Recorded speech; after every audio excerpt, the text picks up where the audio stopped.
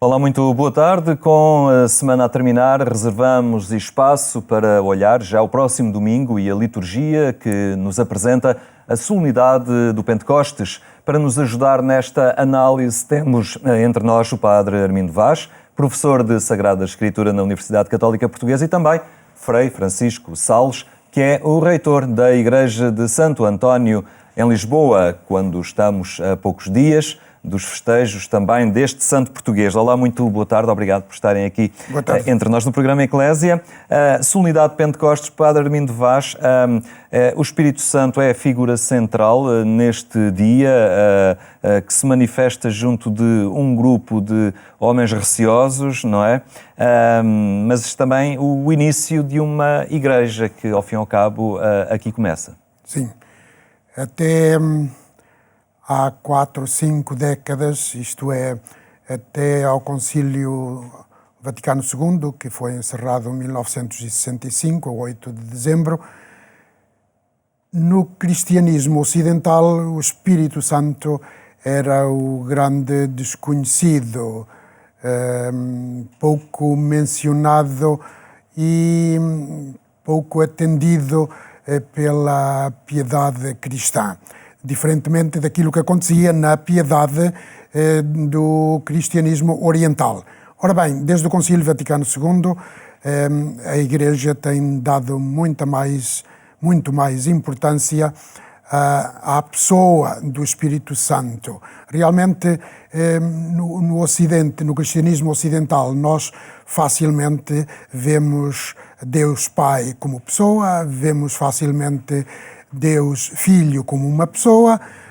Teríamos talvez alguma dificuldade em compreender com a fé e talvez até com a razão em que medida e em que sentido é que o Espírito Santo é uma pessoa. Ora, hoje, cada vez mais vamos atendendo à espiritualidade que ressuma do Novo Testamento e vamos percebendo que realmente o Espírito Santo é tudo na vida da Igreja e é também aquela pessoa que põe Deus, que dá a Deus, ao Deus dos cristãos, uma característica diferente, isto é, que ele aparece como o amor que une o Pai com o Filho e o Filho com o Pai. É aquele que os liga, que os põe em comunicação, de tal maneira que nós podemos dizer hoje que o Espírito Santo, a festa do Espírito Santo que nós celebramos nestes dias, é a festa do Espírito Santo, quer salientar precisamente a comunicação, o dom do Espírito Santo por parte do Pai e do Filho à humanidade, sobretudo aos que aderirem pela fé a Jesus Cristo. Um dom para a Igreja. É um dom. Exato. Foi também a Santo António de Lisboa, desde logo um doutor da Igreja, assim definido pela Igreja. A seguir a esta solenidade de Pentecostes, vem aí a festividade de Santo António, dia 13 de junho. É um momento particularmente importante na Igreja da qual é reitor, a Igreja de Santo António, em Lisboa, mas também uma ocasião de congregar pessoas, de congregar o povo em tom festivo à volta deste homem. Sim, é verdade, e penso que este ano é uma graça especial, porque com o calendário litúrgico, na trazena preparatória apanhámos o Pentecostes a meio, e acho que é um grande dom para nós, para a Igreja, para aqueles que participam nas celebrações em Santo António.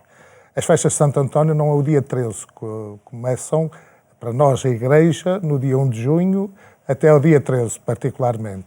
Portanto, porque fazemos uma trazena preparatória, com 2 Eucaristias diárias, com pregação, sempre, e procuramos ter sempre um pregador que possa fazer uma partilha, não só da vida de Santo António, porque ela é mais ou menos conhecida, apesar de se conhecer mais a sua dimensão, digamos, da piedade popular, digamos assim, com as devoções assim à volta dos pedidos e dos milagres, mas procuramos que seja sempre alguém que partilhe a figura histórica, o grande santo, o grande intelectual, podemos dizer assim, o grande sábio, que foi Santo António, que nos deixou um património escrito que é único. Portanto, estamos com esta terceira preparatória que este ano tem, apesar de algumas dificuldades por causa das obras que a Igreja tem estado a sofrer, tem tido uma concorrência de pessoas muito elevada em comparação com outros anos, também porque, se calhar, com o movimento turístico, vem muito mais gente e muito mais gente que vem do estrangeiro e que participa connosco. Estamos a preparar isso e temos a graça também de termos uma excelente relação com a Câmara Municipal e com o Museu de Santo António e a EGA, que ficam ali ao lado, portanto, uma relação de parceria muito próxima, onde nós colaboramos quer nas iniciativas deles, quer nas nossas iniciativas. E uma coisa que está muito bonita e que foi feito muito bonito, já foi feito o ano passado, mas que este ano está à exposição no Largo, é que foi recriado em bonecas de barro, Barra de Barcelos, a procissão de Santo António com centenas de figuras, não sei se não ultrapassaram 1 milhar de figuras, e que está muito bonito e que está a ser uma grande atração que leva as pessoas ao verem, muitos turistas que passam, pois levam a entrada e a visita na igreja, porque muitas vezes muitos dos turistas não são cristãos nem são católicos, mas vão e entram na igreja. Padre Armindo Vaz, há trabalho sempre a fazer no sentido de se reconhecer Santo António, a densidade do seu pensamento, não é? Porque acaba por prevalecer sempre esta dimensão mais popular deste santo lisboeta, mas ele é tido pela Igreja como um intelectual, não é? Uhum. Mas é normal que ele apareça como um santo popular, porque foi visto como um santo para as pessoas, um santo das pessoas, que fazia bem às pessoas, que tratava das pessoas, resolvia os problemas das pessoas e rezava pedindo auxílio, a intercessão, servia, portanto, de intercessor na relação das pessoas com Deus. É verdade, e por isso nós compreendemos que assim tenha acontecido. Mas é muito verdade o que diz o Henrique, que realmente ele era um intelectual, sobretudo ele era uma pessoa, era um pregador, de primeira apanha. Embora tenha exercido essa sua qualidade de pregador mais em Itália e pelo mundo do que propriamente em Portugal. Os italianos vêm aqui a Lisboa e quase não acreditam que Santo António seja mesmo português e seja de Lisboa. Para eles é Santo António de Pádua. Mas realmente ele foi, sobretudo, aquele intelectual, diz bem, que soube lidar com as Sagradas Escrituras, que lia constantemente as Sagradas Escrituras e às Escrituras Sagradas ia encontrar fonte e inspiração para as suas pregações. Frei Francisco Sales, este santo, este homem próximo do povo, com esta capacidade de ler a condição do homem, acaba por estar presente também na forma como organizam as comemorações destes dias, porque há também sempre uma dimensão solidária na forma como montam, ao fim e ao cabo, toda esta estrutura festiva em torno de Santo António. Sim, porque a Igreja de Santo António tem uma tradição muito grande chamada o Pão dos Pobres de Santo António, e que durante todo o ano tem uma ação solidária com os pobres, particularmente na distribuição de alimentos e outro apoio social. E depois é porque o dia de Santo António e as vésperas de Santo António, mas particularmente o dia 13, a igreja não é muito grande para a dimensão do santo e para a dimensão da afluência de pessoas, que temos que tirar os bancos da igreja e temos missa de hora a hora, em que as pessoas têm que ser controladas e fazem fila, porque são milhares e milhares e milhares de pessoas. É uma realidade que é única e é interessante ver a atitude das pessoas, a forma como as pessoas se aproximam e procuram. E, de facto, o que o Padre Armindo acabou de dizer tem muita lógica, que a maioria das pessoas vão ter com Santo António à procura de uma solução para os seus problemas. E por isso é nossa tradição procurar noivo ou noiva para casar. Quando não se pode ter filhos, procurar ter filhos. Há histórias que nos aparecem ali que às vezes ficamos assim espantados. Eu, por exemplo, tive uma história de uma senhora que, não sei, de um país nórdico, em que ela esteve lá com um cancro terminal. Diziam os médicos que ela tinha 3 meses de vida, e eu, em inglês, porque ela também falava mal inglês, abracei-a, disse que ela tivesse confiança, Santo António ia ajudar, e não foi há muito tempo, ela aparece, já não a conhecia, porque ela na altura não tinha cabelo, porque estava a fazer quimioterapias, não sei o quê, abraçou-se a mim a chorar, não se lembra de mim, eu disse, não, sou aquela pessoa, Santo António fez-me um milagre. Portanto, os médicos tinham-la condenado, e pronto, aparecem assim coisas que nós ficamos assim, explicar nós não explicamos. Claro. Acreditamos, porque é por isso que nós temos fé, e Claro. sabemos que Deus usa, porque Ele encarnou, fez-se homem, usa a nossa humanidade como mediação da graça, e por isso o Santo António, que foi um homem, é um grande mediador desta graça que vem de Deus. Claro. Mas vamos avançar então nos textos litúrgicos desta solenidade de Pentecostes. O Evangelho é de João e nele damos-nos conta de um Jesus diante do grupo dos discípulos que agora envia, não é? Digamos que é uma rampa de lançamento de uma igreja que a partir deste momento começa a romper as paredes do cenáculo, não é? A alastrar e que depois irá pelo mundo, pela bacia do Mediterrâneo. Isso. Aí vai nascendo o cristianismo e nasce com esta missão, com este envio dos discípulos por parte de Jesus. É um envio com o Espírito Santo. É por isso que esta leitura foi escolhida para celebrarmos aqui na festa de Pentecostes o Espírito Santo. O texto está todo ele relacionado realmente com o Espírito Santo. Ajuda-nos a aprofundar um bocadinho mais este mistério do Espírito Santo. O trecho começa que é na tarde daquele dia, primeiro dia da semana. Ou seja, o leitor, ou o contemplativo, é situado no dia da ressurreição de Jesus. De tarde, portas fechadas por medo dos judeus. Ora, já começa o mistério. Portas fechadas. Poderá ser por medo dos judeus. É situação, circunstância histórica, cultural, sociológica na altura. Mas a razão pela qual João diz que Jesus vai entrar com as portas fechadas na sala onde estão os discípulos é uma razão teológica. É uma razão teológica. Qual? A de sugerir que este Jesus que os discípulos sentem por meio da sua fé presente e vivo no meio deles, ou seja, ressuscitado, esse Jesus é o mesmo que viveu no meio deles, que foi crucificado, mas que agora continua presente, só que noutra condição. Já não é a condição de uma pessoa com moléculas e átomos materiais cuja verificação palpável seja possível, mas é um corpo glorioso, é uma pessoa que vive noutra dimensão, a dimensão do espírito. É ele próprio, mas em espírito, que não passa com as portas abertas, como um corpo físico. Ele torna-se presente em qualquer circunstância onde haja uma consciência crente que o sinta vivo e que o torne presente dentro de si próprio.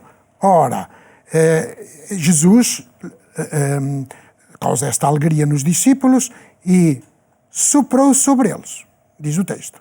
Soprou sobre eles e disse-lhes: recebei o Espírito Santo. Aí está ele. É Jesus a comunicar-se em pessoa ao Espírito Santo. Ele soprou, o sopro sai de Jesus. Portanto, este Espírito Santo que Jesus comunica aos discípulos é ele próprio, é o próprio Jesus em espírito. É o Espírito de Jesus e é o Espírito do Pai, a quem o Pai comunicou, o Pai comunicou o Espírito a Jesus. Portanto, este Espírito Santo é o Espírito do Pai e do Filho, mas é o Espírito de Jesus ressuscitado, que é comunicado aos discípulos, que agora recebem uma missão: perdoar os pecados. E não são dois actos os que eles têm que realizar, porque o texto diz: aqueles a quem perdoardes serão perdoados, a quem não perdoardes não serão perdoados, serão retidos. No fundo, é só uma coisa. O que se quer dizer é que vós tendes toda a autoridade.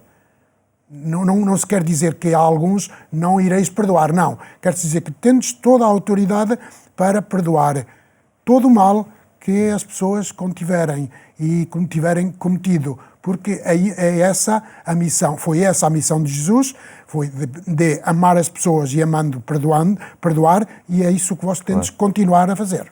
Frei Francisco Sales, nesta linha, por vezes a comunidade cristã parece não ter ainda consciência plena da presença entre ela deste Espírito Santo, que a anima e que lhe dá força, e vemos por aí muitas portas fechadas ainda.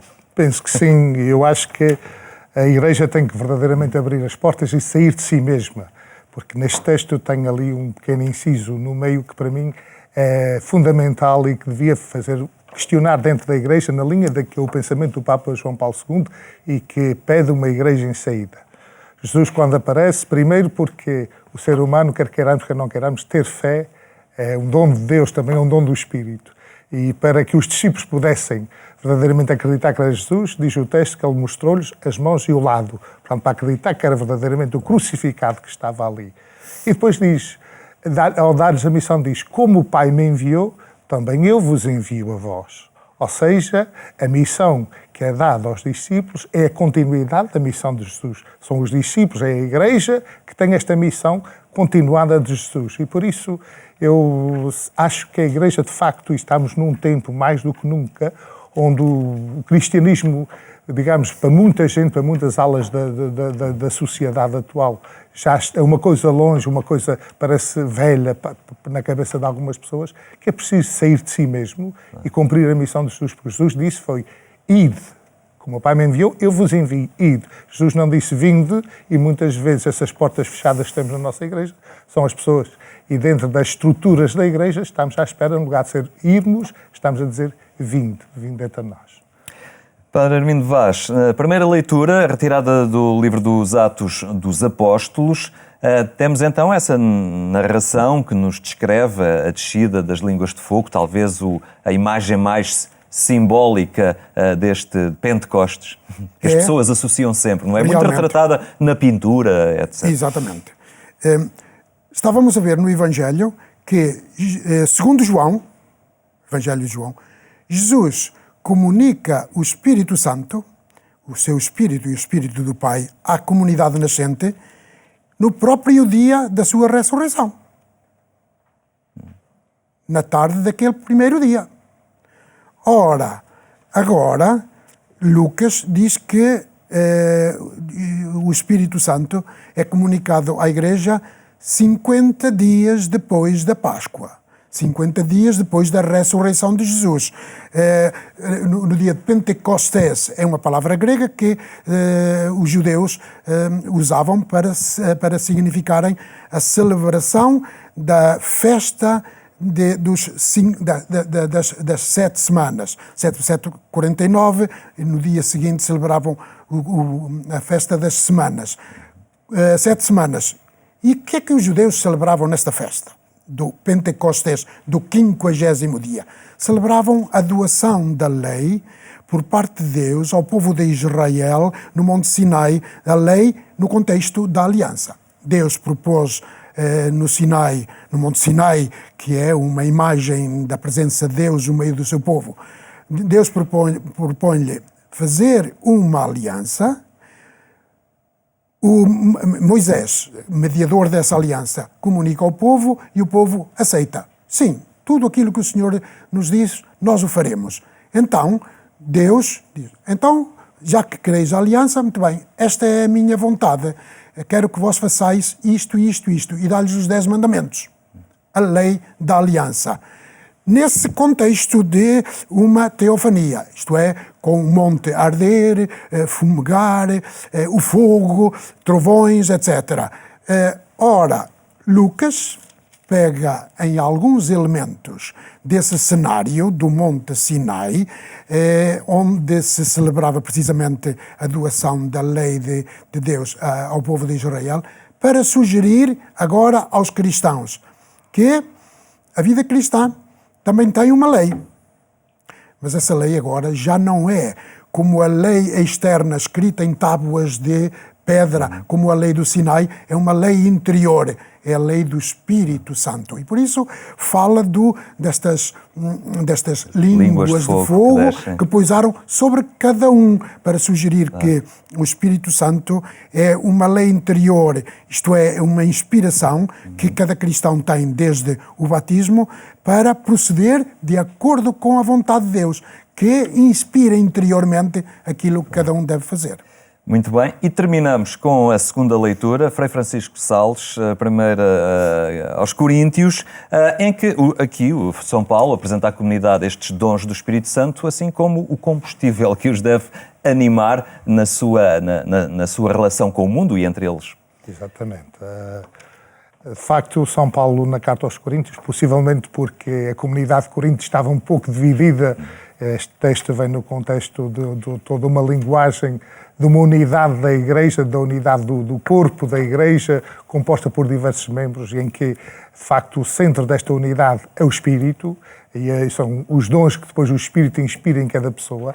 E para mim, o mais belo deste texto, porque eu gosto, o texto foi escrito no contexto, transmite a palavra de Deus, mas eu sempre gostei de ver os textos para o encarnarmos. A palavra de Deus é a encarnação, temos que o encarnar, e na realidade em que vivemos é que eu acho que o mais belo deste texto é mostrar uma igreja que é una, mas é diversa. A diversidade de pessoas, porque às vezes mesmo nas nossas comunidades e também ao longo da história da igreja já se quis muito uniformizar as coisas, e o dom do Espírito não tem limites, Deus não tem limites, cada um tem os seus dons e, portanto, e todos são importantes. Eu costumo dizer sempre às pessoas quando partilho, assim, a Igreja é constituída destas pedras vivas, cada um com o seu dom, cada um é importante quando fazemos uma construção. Se falha uma pedra, o edifício começa a falhar. E não são nem os padres, nem os bispos, nem ninguém está acima de ninguém, ninguém é mais importante. Muito obrigado pela vossa presença hoje aqui entre nós. O tempo não nos permite ir mais além, mas ficamos com o essencial então deste domingo de Pentecostes. A terminar, recordo apenas que mais logo, pelas 22h45, ainda pode contar com a edição rádio do programa Eclésia. Resta-me agradecer a atenção que nos dispensou e desejar um ótimo fim de semana.